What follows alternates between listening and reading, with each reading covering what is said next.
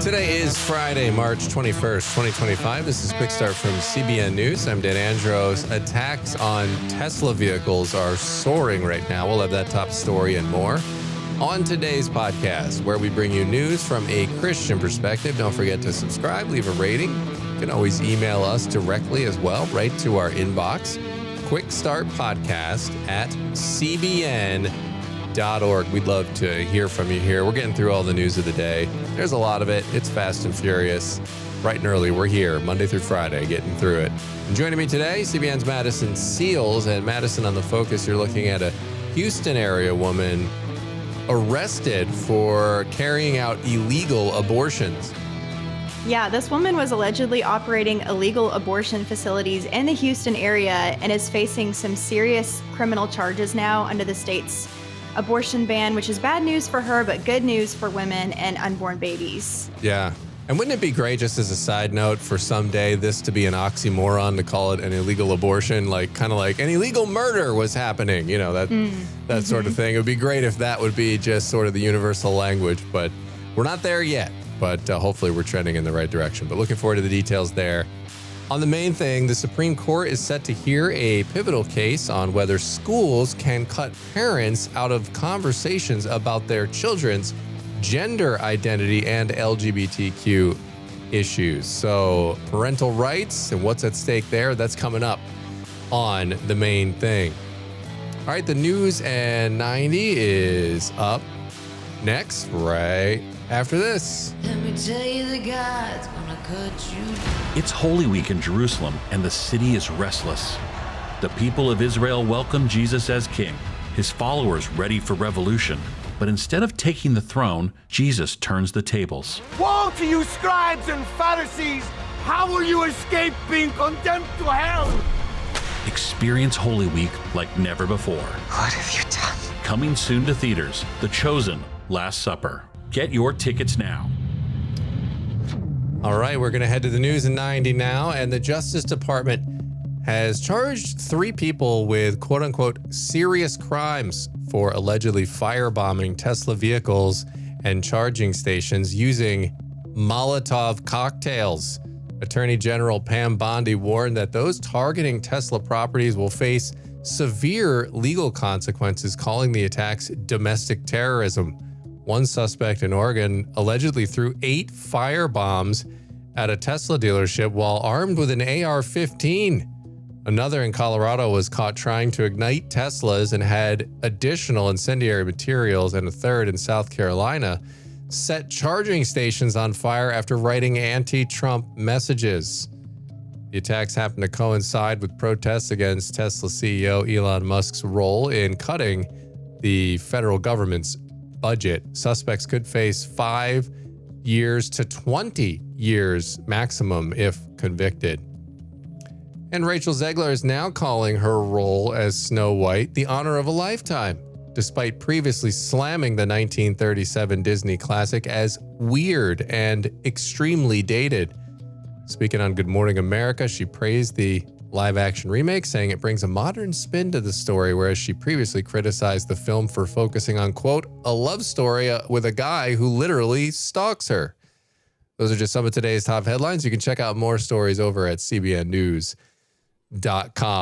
I have more to say on this the Snow White thing, but the Tesla story is insane because, Madison, I don't know if you've seen any of these fires, but I have some friends who I grew up with that I'm still in touch with through social media that are firefighters, and they were just talking about how insane fires on Teslas are because of the battery. Like it's just constantly being fueled, and it's so hard to pull out to put out these fires, and because of the batteries, and so it kind of makes these attacks. They're already demented enough.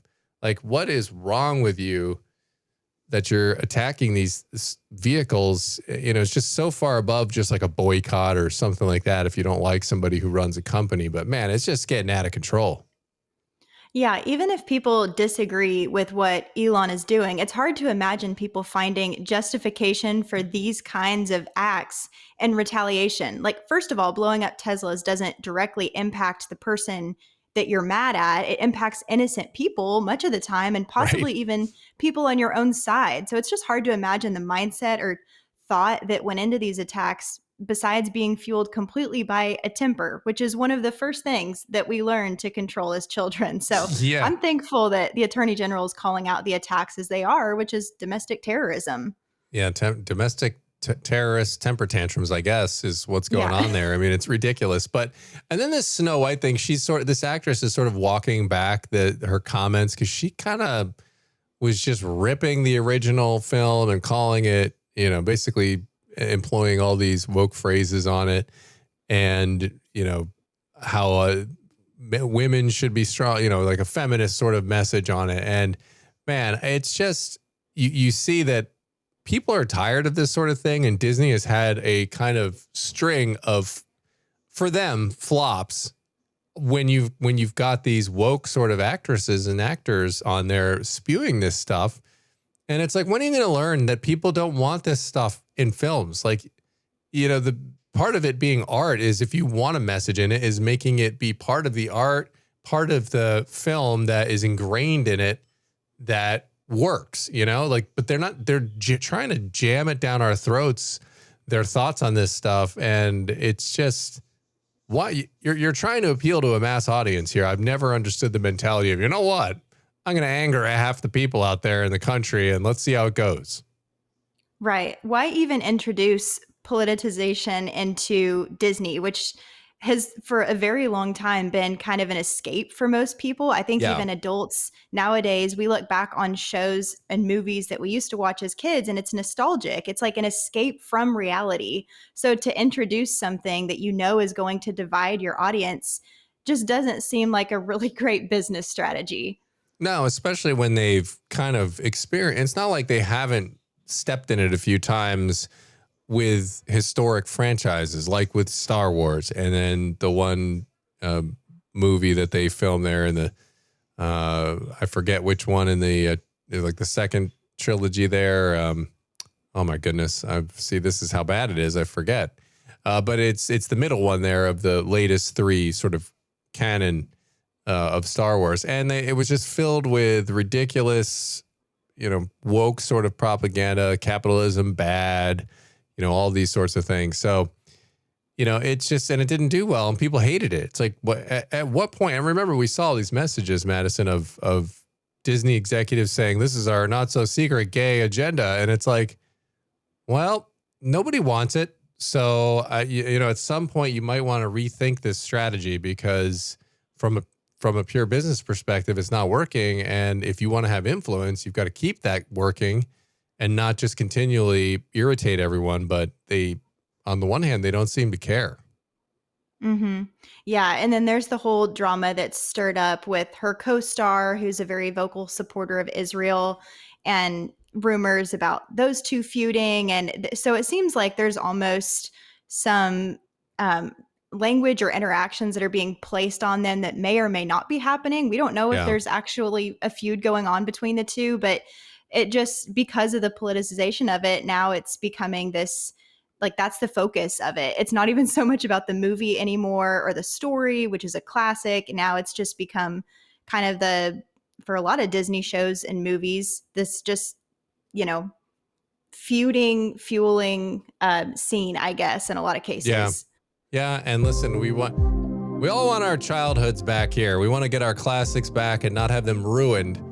Let's just get some good films out here that everyone can enjoy. I feel like no matter what side of the political aisle you're on, we could all agree to that. Like, let's just get some good films here that gives us an escape from all the nonsense. So hopefully that's in our futures here as consumers watching movies. But as we wait for that, we're going to move over to the focus story now. A Houston area woman was arrested, as we mentioned, for carrying out these illegal abortions. So what's the story here?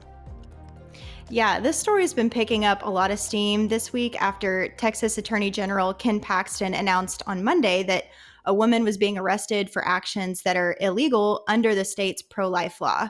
So just a reminder, after the Dobbs decision sent the abortion issue back to the states, Texas enacted a law prohibiting abortions with exceptions for life-threatening situations that's called the Human Life Protection Act. So this law criminalizes performing, inducing, or attempting an abortion with penalties for those who violate it, which the Attorney General has the right to enforce. So Paxton says that this 48-year-old woman named Maria Margarita Rojas was operating under the title of midwife, but she was carrying out illegal abortions, operating a ring of illegal unlicensed abortion facilities with employees who claimed to be medical professionals but weren't, and practicing without a medical license herself. And Rojas was charged with a second-degree felony, which is punishable by up to 20 years in prison. And with the other charges, it could add up to a decade more in prison and fines totaling about $10,000. And 2 of her colleagues were also arrested as part of the investigation. And these arrests are significant because they mark the first criminal charges under the state's abortion ban. What did Attorney General Paxton say about the arrest? He issued a statement when he made the arrest announcement and said, quote, "In Texas, life is sacred. I will always do everything in my power to protect the unborn, defend our state's pro-life laws, and work to ensure that unlicensed individuals endangering the lives of women by performing illegal abortions are fully prosecuted. Texas law protecting life is clear, and we will hold those who violate it accountable." And Paxton is also suing a New York abortionist for practicing without a license and mailing abortion drugs to a Texas resident who actually ended up in the hospital for hemorrhaging. And I think that's just one example that shows that there's always more than one life at stake when it comes to abortion. Yeah, for sure. And, I'm sure there's reactions on both sides here. What are each side of this argument sort of reacting to on this one? Yeah, just like the issue at large, this case is definitely getting lots of attention from both sides. And I saw multiple articles this week that painted Rojas as sort of an innocent victim of the state's pro-life law, saying things like she was offering holistic reproductive health care, while at the same time acknowledging that she was not, in fact, certified or licensed as a midwife. And lots of outlets are also mentioning that Texas has seen a significant increase in pregnancy-related deaths and near-death experiences since its near-total abortion ban was enacted, which would make sense if women are turning to unsafe and unregulated abortion tactics like the abortion pill. And there's also lots of manipulative language being used, though, like equating abortion care with miscarriage care, which anyone who has been through a miscarriage would tell you are completely different things. And those are some of the main points that the pro-life community is pushing back against. The president of SBA, Marjorie Dannenfelser, praised the attorney general's actions, and she said, "Texas law, like every other pro-life law in the country, protects pregnant women's ability to receive life-saving care in a medical emergency." And she goes on to say, "There's no excuse for illegal abortions that take the life of the baby and put women's lives at risk, committed by people who don't even have a medical license. Women facing difficult or unexpected pregnancies deserve real care and assistance, not the cruel exploitation of the abortion industry." And that really summarizes the whole pro-life view and response to this case in particular. Yeah, it's interesting. Billy and we talked about Kristen Hawkins, and he had interviewed her, and there's this debate going on, and on the pro-life side of things, which is with these abolitionists that are at odds on tactics, and like how do you end the issue of abortion? How do you get abortions to stop?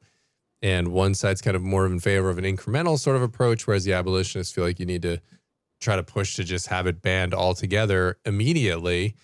And so, of course, both have the same end goal, but it's instances like these where you feel like you could kind of, maybe both sides could sort of take a page from each other's playbook, because I think where the incrementalism approach, while it's made a lot of strides, where one area maybe they can struggle in is how do you reconcile the fact that you don't want to say that people who engage in these abortions should be punished, and then you get into a situation like this, and it's kind of like you need to have the language of it stating clearly what it is, which is the murder of an unborn child, for all of these other laws and these things to make sense. I think one of the reasons why pro-choicers don't, or why they recoil when they see people getting charged like this, is because they're using the language you were talking about, Madison, like, well, this is reproductive health care. And so there's no there's not enough of a push, in my opinion, for language accurately describing what's happening here, for whatever reason, whether we're trying to tiptoe around it or bring people in slowly. But I think, it's an interesting conversation to have, because I feel like this is an example of one of those times where, calling it like it would help line it up and make sense to others with the reasoning behind the punishment.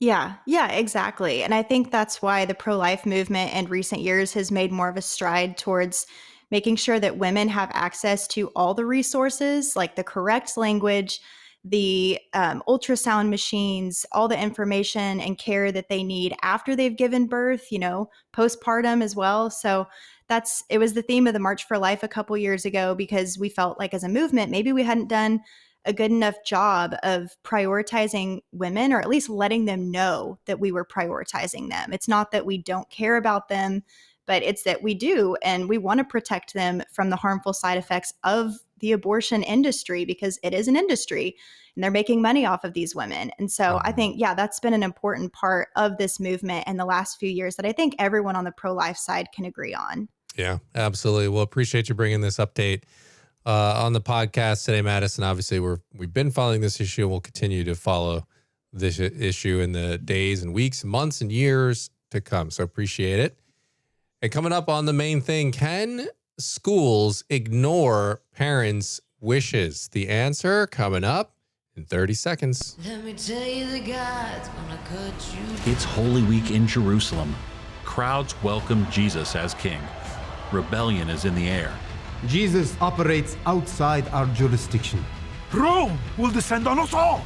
But instead of taking the throne, Jesus turns the tables. My house shall be called a house of prayer, but you make it a den of thieves.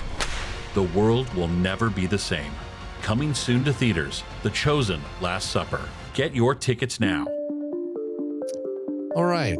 It's time for the main thing now, and the Supreme Court is set to hear a pivotal case on whether schools can cut parents out of conversations about their kids' gender identity, LGBTQ issues. So what's at stake for parental rights? CBN's Tara Mergener has more on this for today's main thing. The Montgomery County Schools' decision to include LGBTQ-themed storybooks in pre-K and elementary classrooms is fueling this intense legal battle, one that could test the boundaries of religious freedom and public education. Love is love! In this case, though, it's turning into more of a battle. These are not books about sex. The controversy started in 2022 after the school board approved several books for pre-K and kindergartners. The list included My Rainbow, about a black transgender girl whose mother creates a special wig to match her identity. Uncle Bobby's Wedding, where a young girl worries about her uncle marrying another man. F for feathers, for flags, and for fun. And Pride Puppy, an alphabet book following a family and their dog at a pride parade. It's really important for us to center LGBTQ plus voices. School officials insist this material forms a cornerstone of their inclusive education. That commitment requires that we cultivate an environment where our LGBTQ plus students feel welcomed and supported. After being stopped from allowing their children to opt out of these lessons, a group of parents from diverse faiths, including Islam, Judaism, and Christianity, sued the Montgomery County Board of Education. We just wanted the accommodation to say, listen, when there are certain teachings within MCPS that contradict our religious views, and there are subsequent discussions by untrained teachers on these topics, specifically for elementary school, that we felt that was problematic. Initially, the school district granted their request. I'm here to tell them my 7-year-old daughter, she's not ready for this. Then later reversed the decision, calling the books part of language arts, not sex education. They claim the material builds literacy and cultural awareness and does not provide explicit instruction on sexuality. The board just forged ahead and cut the parents out of the process completely. While lower courts have ruled against the parents twice, the case is now before the Supreme Court. These are just books that happen to include LGBTQA plus characters. In court papers, the school district compares the materials to classic fairy tales, arguing the storybooks are no more sex education than stories like Cinderella and Snow White. Because curriculum and these administrative policies are set at the local level, it really does allow a lot of these school administrations to become sort of mini fiefdoms. And when they refuse, for example, the right of parents to opt out, they're really running these in a way that is essentially undemocratic at its very core. Montgomery County is reportedly one of the few school districts nationwide that prohibits parental opt-outs on topics related to sexuality and gender. All we wanted is the accommodation, not necessarily to ban the books or remove the books as it's been reported. Experts warn the High Court's ruling could have far-reaching effects, potentially shaping how objectionable content is taught in public school classrooms. In terms of what they have faced in Montgomery County and what potentially the Supreme Court could hold, it will implicate at what point may schools infringe upon the rights of parents, both in terms of teaching the children their own faith and also in directing in the upbringing of their children. The Supreme Court's conservative majority recently expanded religious rights in key cases, one allowing a web designer to refuse projects conflicting with her beliefs, another strengthening protections for employees seeking accommodations. This case could also set a precedent for future disputes. At the Supreme Court, I'm Tara Mergener, CBN News. All right, Tara, appreciate that report there very much. And that's going to leave us with time on the podcast today. For one last thing, I'm going to take a look at John 15, starting in verse 12. This is my commandment, that you love one another as I have loved you. Greater love has no one than this, that someone lay down his life for his friends. You are my friends if you do what I command you. And I think we were very familiar with that first part of that section there, Madison, but that second part, how do you love God? How do you show that you love God? And it starts by doing what we're commanded to do. Yeah. There's so many verses in the Bible about love because it's so important in living like Christ, since he is love. So this is a great constant reminder that we need to check our thoughts and actions constantly against what God says is love. Absolutely. All right. Great spot to leave it here for the week on the Quick Start podcast. As always, get yourself on over to cbnnews.com and faithwire.com for more news from a Christian perspective. Lord willing, Neck Creek don't rise up on us. We'll be back here on Monday with more. Until then, have a fantastic weekend. God bless. We'll see you then.